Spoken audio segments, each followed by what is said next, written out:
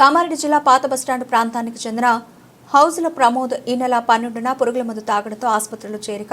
కళ్లకు బానిసైన ప్రమోద్ పిచ్చిపిచ్చిగా ప్రవర్తించడంతో కాళ్ళు చేతులు కట్టేసి చికిత్స అందిస్తున్న ఆయన ఉదయం సీజర్ పట్టుకుని అందరిని బెదిరించిన ప్రమోద్ అప్రమత్తమైన సిబ్బంది రోగిని పట్టుకుని నిర్బంధించి తిరిగి చికిత్స అందిస్తున్న వైద్యులు.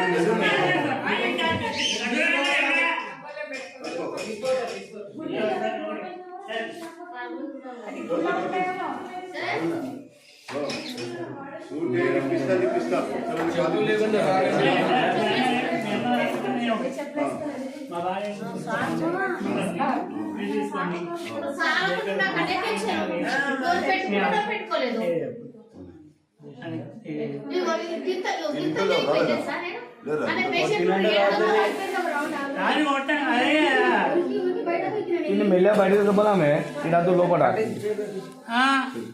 లోపల ఉన్నాడు బయట